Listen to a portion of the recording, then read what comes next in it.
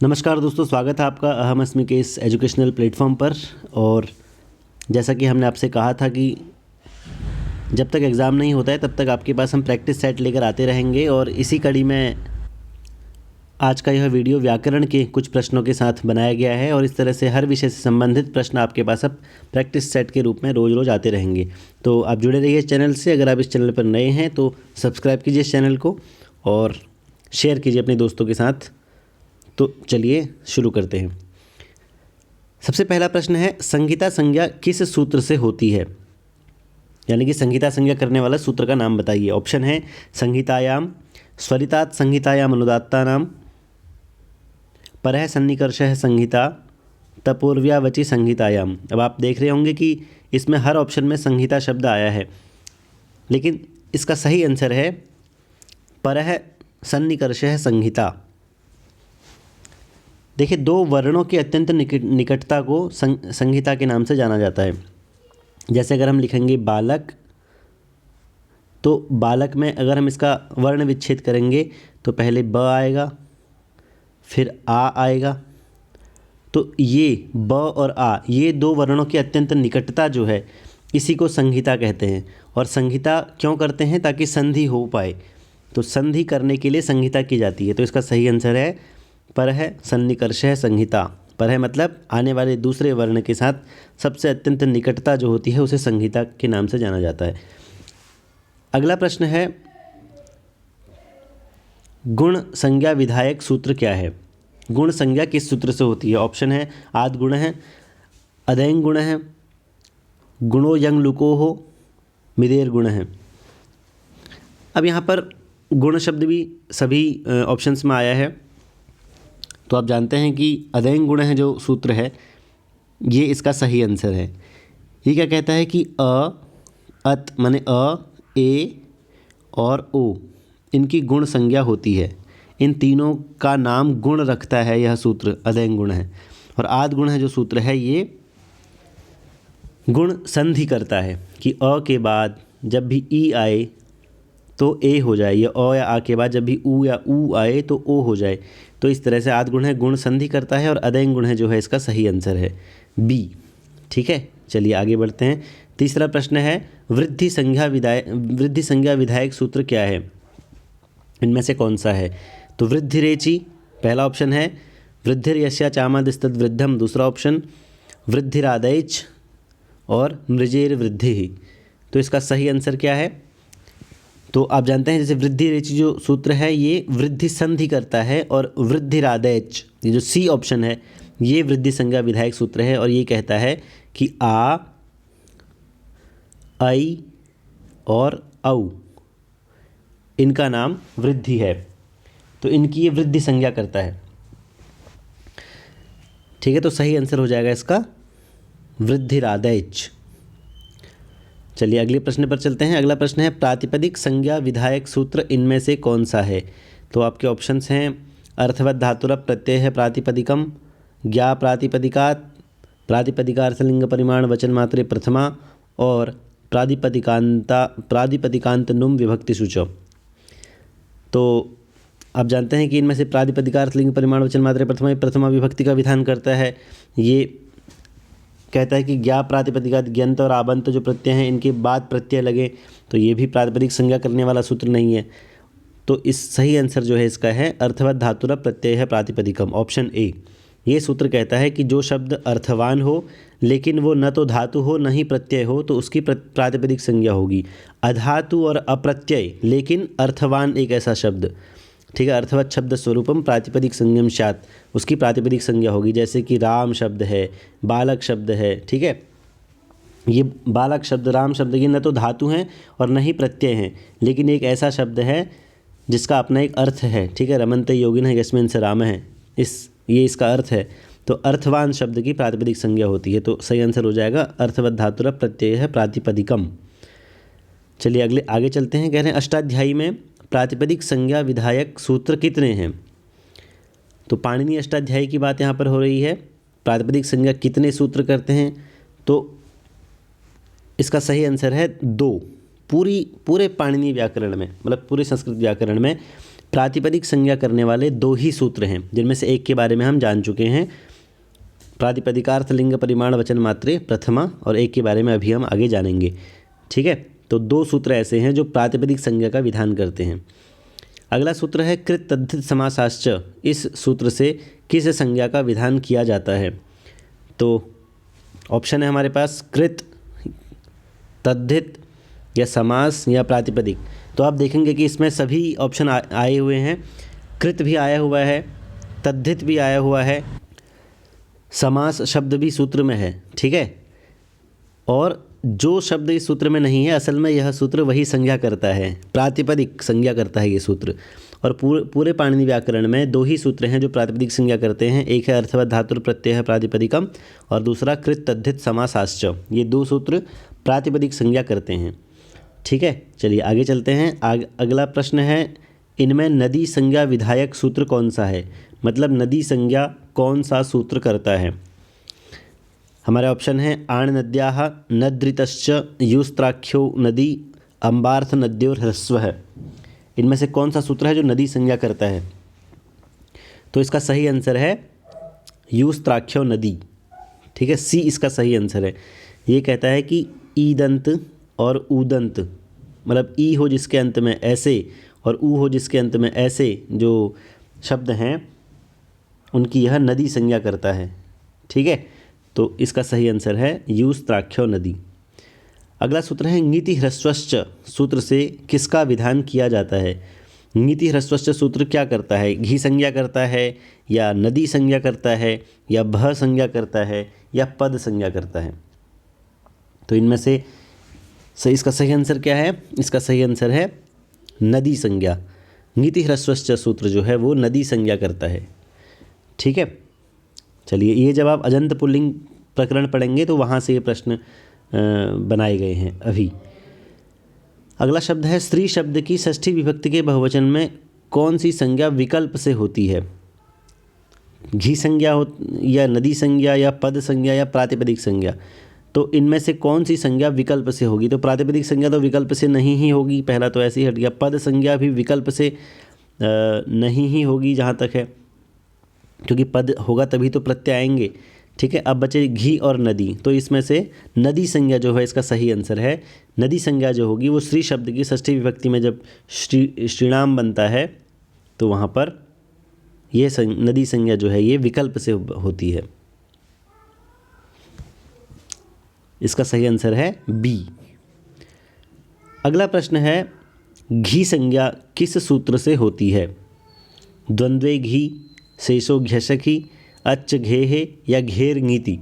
इनमें से किस सूत्र से घी संज्ञा का विधान होता है? तो इसका सही आंसर है शेषो घ्यशखी। ये सूत्र जो है ये घी संज्ञा का विधान करता है। ठीक है, चलिए आगे चलते हैं। अगला प्रश्न है भूपति ही शब्द की घी संज्ञा का विधायक सूत्र क्या है?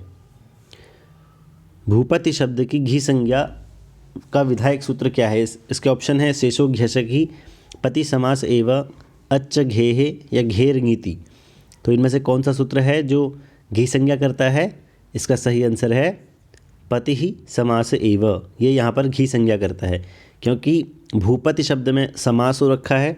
ठीक है, और इसीलिए पति शब्द जहाँ पर होगा तो समास में उसकी, और समास वहाँ पर हुआ होगा तो वहाँ पर घी संज्ञा जो है पति ही समास एवं सूत्र से होती है। तो इसका सही आंसर है बी, पति ही समास एवं।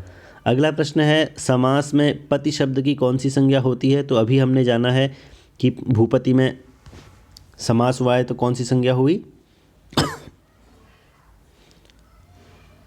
कौन सी संज्ञा हुई थी अभी जो हमने जाना था? घी संज्ञा। तो इसका सही आंसर हो जाएगा समास में पति शब्द की घी संज्ञा होती है। ठीक है, चलिए अगले प्रश्न पर चलते हैं। कह रहे हैं पति शब्द की घी संज्ञा नहीं होती है क्योंकि?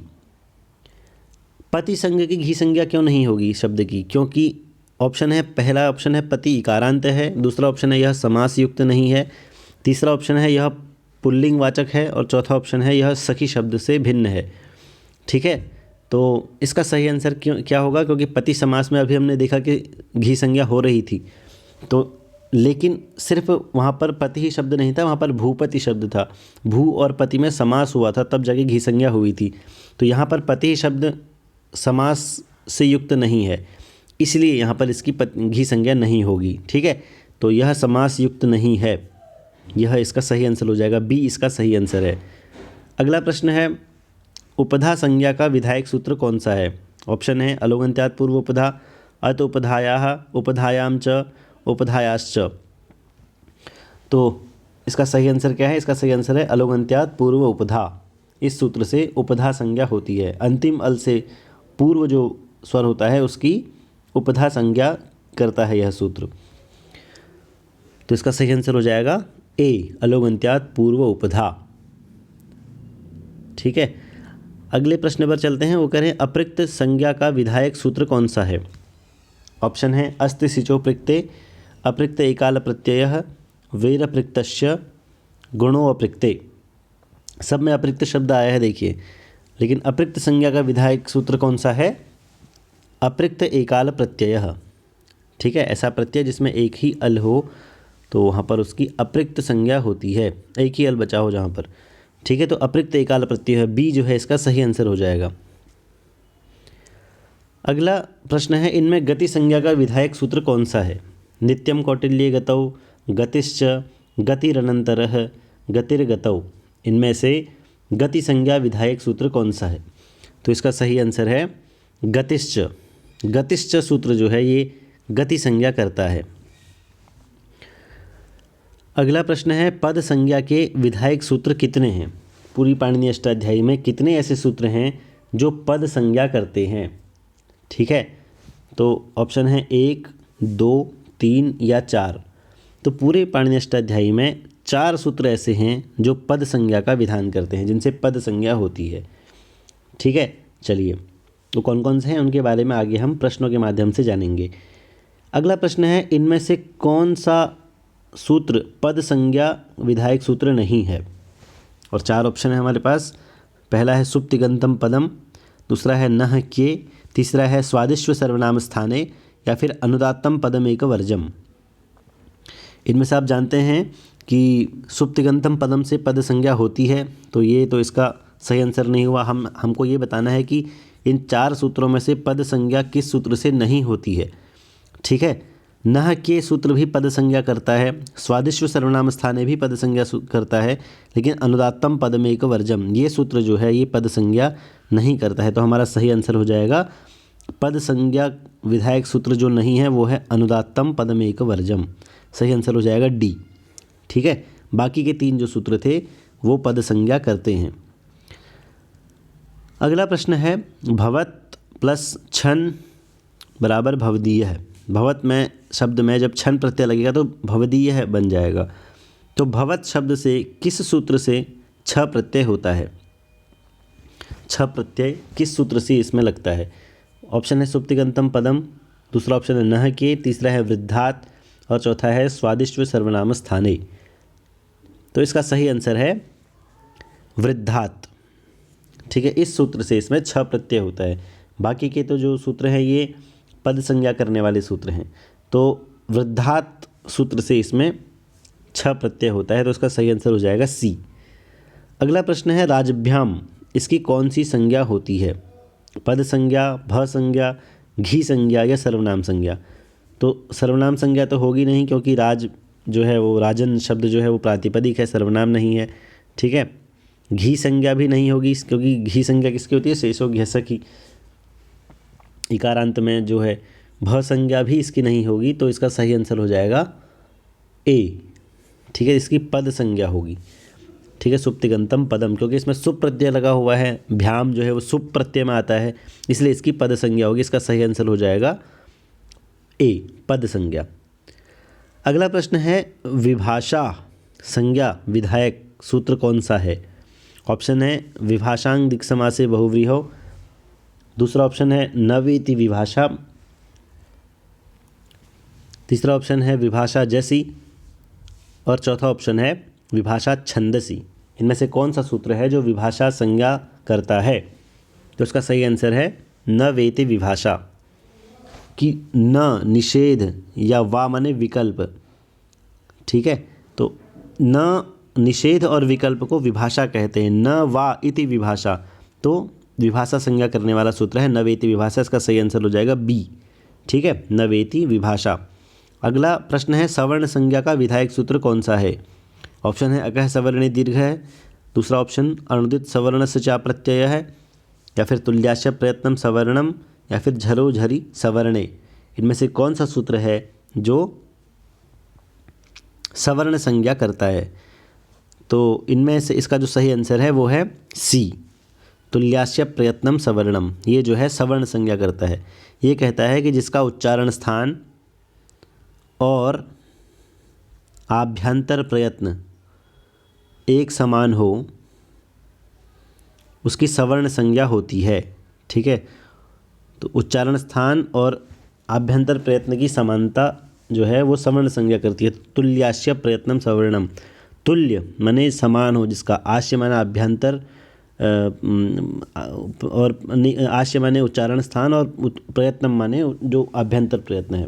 तो वो जब तुल्य होंगे, एक समान होंगे, तो सवर्ण संज्ञा होगी। ठीक है, तो इसका सही आंसर है सी। अगला प्रश्न है टी संज्ञा विधायक सूत्र कौन सा है। ऑप्शन है टित आत्मनेपदानाम टेरे, या फिर अव्यय सर्वनामना मकच प्राकटे है, तीसरा है टे है, और चौथा है अचोन्त्यादि टी। तो टी संज्ञा इनमें से कौन सा सूत्र करता है। तो इसका सही आंसर है अचोन्त्यादि टी। ठीक है, अचाम मध्ये यो अंत्य है तस्य टी संज्ञा भवति। अचों के मध्य में जो अंतिम अच होता है उसकी टी संज्ञा होती है। ठीक है, तो इसका सही आंसर है डी, अचोन्त्यादि टी। अगला प्रश्न है प्रगृह्य संज्ञा विधायक सूत्र कौन सा है। ईदुदे द्विवचनम प्रगृह्यम, प्लुत प्रगृह्य आचिनित्यम, अप्लुत वदुपस्थिते, या फिर ऋत्यकः। तो इसका सही आंसर है ईदुदे द्विवचनम प्रगृह्यम। ये प्रगृह्य संज्ञा करता है किसकी, जिस भी जब द्विवचन में, किसी शब्द के द्विवचन में ई आ रहा हो या ऊ आ रहा हो दीर्घ वाला, या ए आ रहा हो, तो इनकी प्रगृह्य संज्ञा होती है। जैसे हरि शब्द का आप रूप चलाएंगे तो हरि शब्द के द्विवचन में, प्रथमा विभक्ति द्विवचन में हरि बनता है, हरि हरि, तो इसके अंत में ई आ रहा है, तो इसका मतलब ये प्रगृह्य संज्ञक हो जाएगा। ठीक है, तो प्रगृह्य संज्ञा विधायक सूत्र है ईदुदे द्विवचनम प्रगृह्यम। अगला प्रश्न है अष्टाध्यायी में सर्वनाम स्थान संज्ञा के विधायक सूत्र कितने हैं। कितने ऐसे सूत्र हैं जो सर्वनाम स्थान संज्ञा करते हैं। ठीक है, तो इसका ऑप्शन है 1 2 3 4। तो इसका सही आंसर है अष्टाध्यायी में सर्वनाम स्थान संज्ञा करने वाले सूत्र जो हैं वो हैं 2। ठीक है, 2 सूत्र ऐसे हैं जो सर्वनाम स्थान संज्ञा करते हैं। वो कौन से हैं उनके बारे में हम अभी आगे जानेंगे।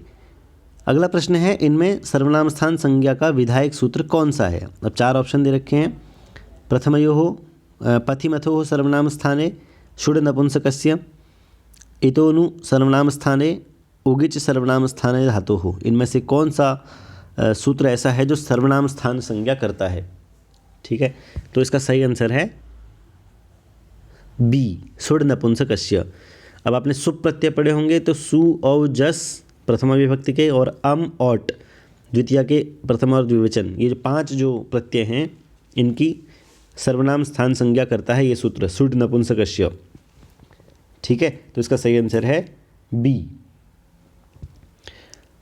अगला प्रश्न है निष्ठा संज्ञा विधायक सूत्र कौन सा है। कौन सा सूत्र है जो निष्ठा संज्ञा करता है। ऑप्शन है निष्ठा शींग रिवदी, दूसरा ऑप्शन है निष्ठा, तीसरा है तक्तवतु निष्ठा, और चौथा है निष्ठा च द्वयत जनात। तो इसका सही आंसर है सी। ठीक है, असल में सूत्र यहाँ पर गलत लिखा हुआ है, इसके त के आगे एक आधा क और आता है, तो कत्कवतु निष्ठा ऐसे इसको कहा जाता है, तक्तवतु निष्ठा। ठीक है, तो इसका सही आंसर है निष्ठा। क्त और क्तवतु ये 2 प्रत्यय जो हैं भूतकालिक प्रत्यय हैं और इनको जो है निष्ठा कहा गया है। तवतु क्तवतु प्रत्यय जो है ये कर्तृवाच्य में कहा जाता है, क्तव प्रत्यय जो है वे कर्मवाच्य में कहा जाता है। क्तव प्रत्यय लगाएंगे तो क्या रूप बनेगा। जैसे हम कोई भी शब्द बोलते हैं पठितः, ठीक है, कोई भी क्रिया में लगते हैं ये धातु में, और क्तवतु लगाएंगे तो पठितवान, इस तरह से। तो मया पठित है क्तव प्रत्यांत रूप है कर्मवाच्य का, और अहम पठितवान क्तवतु प्रत्यांत है भूतकालिक प्रत्यय। तो क्तक क्तवतु निष्ठा, ये जो दो प्रत्यय हैं ये निष्ठा संज्ञा करते हैं, और निष्ठा संज्ञा जो है ये दोनों प्रत्यय भूतकाल में प्रयोग किए जाते हैं। अगला प्रश्न है संप्रसारण संज्ञा विधायक सूत्र कौन सा है? ऑप्शन है वेह संप्रसारणम च, इज्ञण संप्रसारणम, वह संप्रसारणम, नह संप्रसारणे संप्रसारणम।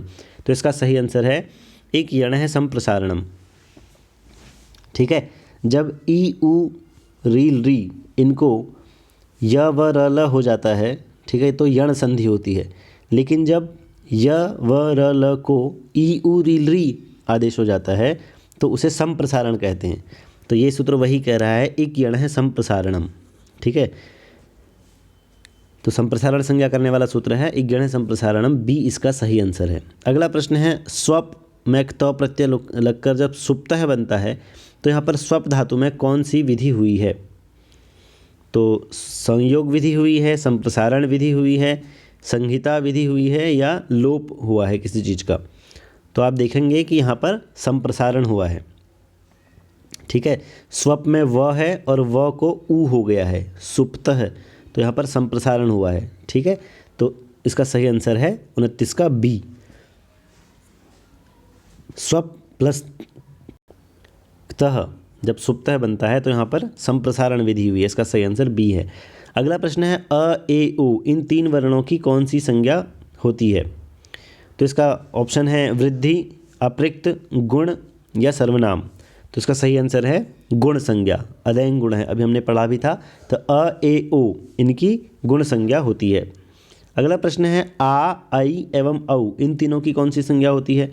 तो ऑप्शन है वृद्धि, लघु, गुण या संहिता। तो इसका सूत्र भी हमने ऊपर पढ़ा था अभी, वृद्धिरादैच। तो आ, आई एवं औ इनकी वृद्धि संज्ञा होती है, ऑप्शन ए इसका सही आंसर है। अगला प्रश्न है कृदंत कहा जाता है धातु को, प्रत्यय को, प्रातिपदिक को या संयोग को? ठीक है, तो आप जानते हैं कि प्रत्यय हमारे पास दो प्रकार के हैं, एक कृदंत और एक तद्धितांत। ठीक है, कृत प्रत्यय और तद्धित प्रत्यय। तो कृदंत किसे कहते हैं? तद्धित को कहा जाता है, प्रत्यय को कहा जाता है, तो कृदंत प्रत्यय हैं। ठीक है, तो इसका सही आंसर है बी। अगला प्रश्न है इनमें से कौन प्रातिपदिक संज्ञक नहीं है? कृदंत नहीं है, समासांत नहीं है, पठ नहीं है या तद्धितांत नहीं है। तो इनमें से कौन ऐसा है जिसकी प्रातिपदिक संज्ञा नहीं होगी? तो आप जानते हैं कृदंत की और समास की और तद्धित की कृत तद्धित समासाश्चर्य सूत्र से प्रातिपदिक संज्ञा हो जाती है। पठ जो है ये एक क्रिया है तो इसकी प्रातिपदिक संज्ञा नहीं होगी। ठीक है, इसकी धातु संज्ञा होगी। तो पठ यहाँ पर जो ऑप्शन है वो प्रातिपदिक संज्ञक नहीं है, इसका सही आंसर हो जाएगा सी, पठ। ठीक है, चलिए अगला प्रश्न है इकारांत स्त्रीलिंग वाचक शब्द की कौन सी संज्ञा होती है? ऑप्शन है घी संज्ञा, नदी संज्ञा, लघु संज्ञा या वृद्धि संज्ञा। तो हमने पढ़ा था यूस्त्राख्य और नदी, तो इकारांत स्त्रीलिंग वाचक शब्द की नदी संज्ञा होगी, इसका ऑप्शन बी नदी ये सही है। ठीक है, अगला प्रश्न है वधु शब्द की पाणिनीय संज्ञा क्या है? ठीक है, वधु शब्द की कौन सी संज्ञा होती है असल में ये पूछना चाह रहे हैं। तो ऑप्शन है अपृक्त, तद्धित, नदी या गुण। तो अब जानते हैं अभी हमने पढ़ा था यूस्त्राख्य नदी, ई और ऊ जिसके अंत में हो उसकी नदी संज्ञा होती है, तो वधु शब्द की भी नदी संज्ञा होगी, इसका सी ऑप्शन नदी संज्ञा सही आंसर है। अगला प्रश्न है मुनि शब्द की पाणिनीय संज्ञा क्या है? घी, नदी, इत या टी। तो घी जो मुनि शब्द जो है उसकी घी संज्ञा होगी है। ठीक है, शेषो घ्यसक ही कहा गया है। तो ई और ऊ मतलब दीर्घ जिसके अंत में हो उनकी तो नदी संज्ञा होती है, लेकिन जो ह्रस्व इकारांत जो बच जाते हैं और पुल्लिंगवाची शब्द होते हैं तो उनकी घी संज्ञा होती है। तो मुनि शब्द जो है ह्रस्व इकारांत है, पुल्लिंगवाची है, तो इसकी घी संज्ञा होगी शेषो घ्यसकी सूत्र से।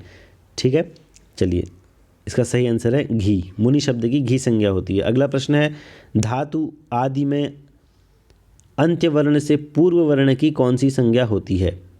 ऑप्शन है अपृक्त, भ, उपधा या निष्ठा। तो धातु आदि में अंत्यवर्ण से पूर्व, आदि का मतलब प्रातिपदिक में भी, तो इनमें अंत्यवर्ण से पूर्व वर्ण जो होता है उसकी कौन सी संज्ञा होती है? तो हमने पढ़ा था अलोगंत्यात् पूर्व उपधा, ये सूत्र है, तो उपधा संज्ञा होती है। ठीक है, तो धातु या प्रातिपदिक आदि में जो अंत्यवर्ण होता है उससे पूर्व वर्ण की उपधा संज्ञा होती है। अगला प्रश्न है, एक वर्ण विशिष्ट प्रत्यय की कौन सी संज्ञा होती है? तो ऑप्शन है टी, भ, उपधा या अप्रिक्त। तो इसका उत्तर है अप्रिक्त संज्ञा होती है। एक वर्ण विशिष्ट प्रत्यय की अप्रिक्त संज्ञा होती है। इसका सूत्र है अप्रिक्त एकाल प्रत्यय है। ठीक है, ऐसा प्रत्यय जिसमें एक अल बचा हुआ हो तो उसकी अप्रिक्त संज्ञा होगी। अगला जो प्रश्न है वो है, क्रिया के योग में प्र आदि की निम्नलिखित में से कौन सी संज्ञा होती है? अप्रिक्त संज्ञा, निष्ठा संज्ञा, गति संज्ञा या सर्वनाम संज्ञा। तो क्रिया के योग में प्र आदि की निष्ठा संज्ञा होती है। ठीक है, इसका सही आंसर है क्रिया के योग में प्र आदि की गति संज्ञा होती है। ठीक है, निष्ठा गलत है, गति संज्ञा होती है। क्योंकि यहाँ पर ऑप्शन ऊपर नीचे कर दिए हैं, ए के बाद बी आना चाहिए, बी के बाद सी आना चाहिए, लेकिन सी ऊपर कर दिया तो ये गलत हो जाएगा। गति संज्ञा, क्रिया के योग में प्रादेय क्रिया योगे, इस तरह से एक सूत्र भी है। तो क्रिया के योग में प्र आदि की गति संज्ञा होती है। सही आंसर है बी। अगला प्रश्न है, सुबंत और तिगंत को क्या कहा जाता है? तो सुप तिगंतम पदम, इसका सही आंसर पद संज्ञा है, आपको पता ही है ये तो। अगला प्रश्न है, निषेध और विकल्प को क्या कहा जाता है? तो ये भी अभी हमने ऊपर जाना था, न वेति विभाषा सूत्र था, तो विभाषा कहा जाता है। न तो प्रत्यय, नहीं निष्ठा और नहीं संयोग, इसको निषेध और विकल्प को विभाषा के नाम से जाना जाता है। सूत्र है न वेति विभाषा। अगला प्रश्न है, अ और आ परस्पर क्या हैं? संहिता है, संयोग है, सवर्ण है या प्रातिपदिक हैं? तो अ और आ, क्योंकि जिसका अभ्यंतर प्रयत्न और उच्चारण स्थान एक ही हो उन्हें सवर्ण कहा जाता है। ठीक है, तो इसका सही आंसर है सवर्ण। अ और आ परस्पर सवर्णी है, सी इसका सही आंसर है। अगला प्रश्न है, राजन में अन की कौन सी संज्ञा होगी? निष्ठा संज्ञा होगी, गुण संज्ञा होगी, लघु संज्ञा होगी या टी संज्ञा होगी? ठीक है, तो राजन में अन की कौन सी संज्ञा होगी? टी संज्ञा, इसका सही आंसर है अचोन्त्यादि टी। ठीक है, अंतिम अच जो होगा उसकी टी संज्ञा होगी, उस या अंतिम अच जिसके साथ लगा होगा उस पूरे भाग की टी संज्ञा हो जाएगी। अगर अ के बाद कुछ नहीं होता तो सिर्फ अ की इत संज्ञा होती। ठीक है, राजन में हलंत है। इसके बाद अगला प्रश्न है, पुल्लिंग एवं स्त्रीलिंग में सु, औ, जस, अम एवं औट इन विभक्तियों की क्या संज्ञा होती है? सर्वनाम स्थान, सर्वनाम, संयोग या संहिता? तो अभी हमने एक सूत्र पढ़ा था ऊपर, सुड नपुंसकस्य, वो कहता है कि पुल्लिंग स्त्रीलिंग में जब ये सुप प्रत्यय जो होते हैं, जिनमें सु, औ, जस और अम और औट, ये जो 5 प्रत्यय हैं, इनकी सर्वनाम स्थान संज्ञा होती है। तो उसका सही आंसर हो जाएगा ए, सर्वनाम स्थान। ठीक है, अगला प्रश्न है, राजन में अम जब जुड़ता है, राजन प्लस अम, यहाँ अम की कौन सी संज्ञा होगी? तद्धित संज्ञा, निष्ठा संज्ञा, सर्वनाम स्थान संज्ञा या फिर सर्वनाम संज्ञा? तो आप देख रहे हैं कि अम जो है वो सुट में आता है। ठीक है, सुप प्रत्यय के जो शुरुआती 5 प्रत्यय हैं, सु, औ, जस, अम और शस, तो अम की यहाँ पर सर्वनाम स्थान संज्ञा होगी। इसका सही आंसर है सी, सर्वनाम स्थान। अगला प्रश्न है, क्त एवं क्तवतु इन प्रत्ययों की कौन सी संज्ञा होती है? ऑप्शन है अप्रिक्त, भ, उपधा या निष्ठा। तो इसका सही आंसर है निष्ठा संज्ञा, क्योंकि सूत्र है क्त क्तवतु निष्ठा, उसके बारे में अभी हमने पढ़ा भी था ऊपर। तो ये सूत्र कहता है कि क्त और क्तवतु की निष्ठा संज्ञा होती है, जो कि भूतकाल के प्रत्यय हैं। अगला प्रश्न है, यण के स्थान में इक के विधान को क्या कहा जाता है? तो एक यण है संप्रसारणम, सूत्र पढ़ा हमने, संहिता, संयोग, संप्रसारण या लोप। तो यण के स्थान पर जब इक हो जाता है तो उन्हें संप्रसारण कहते हैं। इसका सही आंसर है सी, संप्रसारण। अगला प्रश्न है, इकारांत, उकारांत एवं एकारांत द्विवचन की कौन सी संज्ञा होती है? तो जब भी द्विवचन का अंत किसी शब्द के शब्द रूप हम चला रहे हैं और द्विवचन में प्रथम और द्वितीय के द्विवचन में जो रूप बन रहा है उसके ईकारांत, ऊकारांत या एकारांत जो शब्द होंगे उनकी कौन सी संज्ञा होगी? तो ईदुदे द्विवचनम प्रगृह्यम, तो इसकी प्रगृह्य संज्ञा होगी। इसका आंसर है डी। ठीक है, आगे चलते हैं। अगला प्रश्न है हरि एतौ, यहाँ हरि की कौन सी संज्ञा होती है?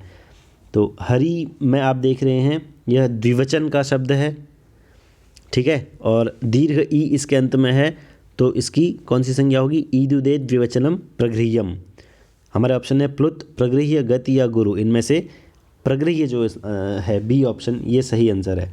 तो हरि एतौ में हरि की प्रगृह्य संज्ञा होगी। और आज का अंतिम प्रश्न है प्रातिपदिक से निम्नलिखित में से किसका विधान किया जाता है?